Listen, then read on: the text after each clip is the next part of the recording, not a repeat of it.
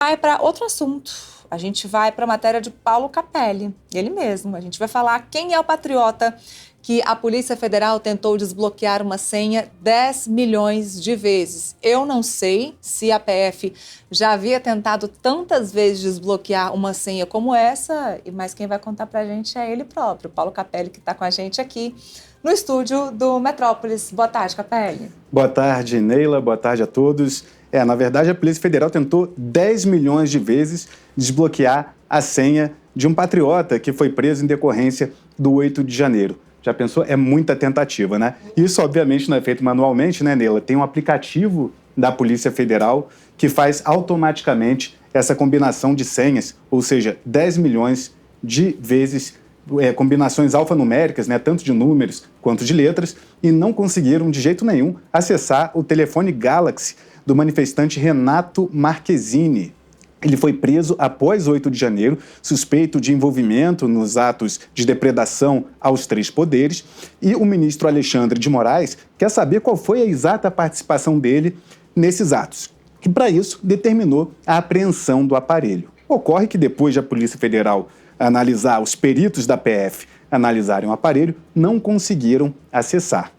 O ministro Alexandre de Moraes buscava por termos como morte ao Xandão, fora Lula, Bolsonaro e invasão aos prédios. São alguns dos 36 termos que a Polícia Federal buscava encontrar no celular de Renato Marquezini, de 42 anos, que é natural de Franca, no interior de São Paulo. Ele foi preso após as manifestações, ficou 10 dias detidos e depois foi liberado, cumprindo medidas cautelares. Agora, Capelli, qual a importância desse nome específico, desse patriota específico? Por que o ministro Alexandre de Moraes tem tanto interesse no conteúdo desse celular? Essa determinação de apreensão dos celulares e da manutenção, né, da extração desse material, ela foi feita não apenas a Renato Marquezini, mas também a outros manifestantes. Em alguns celulares, a Polícia Federal conseguiu extrair conversas de WhatsApp, agenda telefônica, fotos, georreferenciamento que mostra a localização deles no 8 de janeiro. Outros casos, a Polícia Federal não conseguiu acessar porque o celular dos manifestantes estava danificado, e no caso do Renato Marquezini, houve essa explicação curiosa que teve essas 10 milhões de tentativas até que, enfim, a Polícia Federal desistisse e falasse: olha, a gente usou o nosso software de última geração aqui na PF, mas ainda assim não conseguimos desbloquear a senha do aparelho. E aí o que faz? A Polícia Federal extrai, então, o cartão de memória, outros dados do celular que não dão a totalidade do material, do conteúdo que estava no aparelho. Capelli, eu queria aproveitar que você está aqui, que na semana passada a gente deu uma notícia de que o ministro do STF, Cristiano Zanin, teria antecipado o julgamento do Núcleo 2, da questão da suposta trama do golpe, para que fosse julgada, se eu não me engano, uma semana mais cedo. Fizemos uma análise aqui para tentar entender por que o ministro vem correndo com esses julgamentos dos núcleos da suposta trama golpista.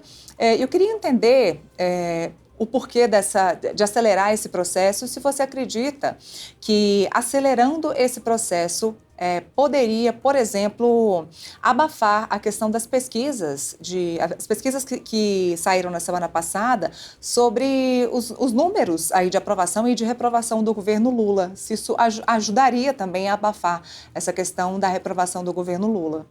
Olha, eu não acho que tenha relação uma coisa com a outra, mas eu acho que essa celeridade do STF tem muito a ver com a própria vontade do ministro Alexandre de Moraes de fazer com que esse processo que envolve Bolsonaro e outros réus investigados no chamado inquérito do golpe, que esse julgamento seja célere, né? Portanto, eu não vejo uma relação direta com as pesquisas que apontam um momento muito ruim do governo Lula, mas vejo sim uma convergência entre o ministro Zanin e o ministro Alexandre de Moraes, que querem dar celeridade a todo esse julgamento. Por quê?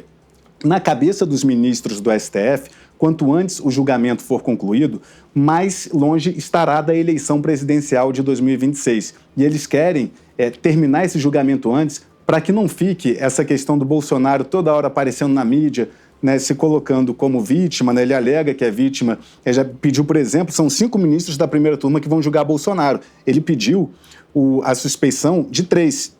do Zanin, que foi advogado do Lula, do Alexandre de Moraes, que tem notórios embates com Bolsonaro, e também do ministro Flávio Dino, que foi ministro da Justiça no governo Lula, fez muitas críticas a Bolsonaro e também foi indicado por Lula ao STF, assim como Zanin.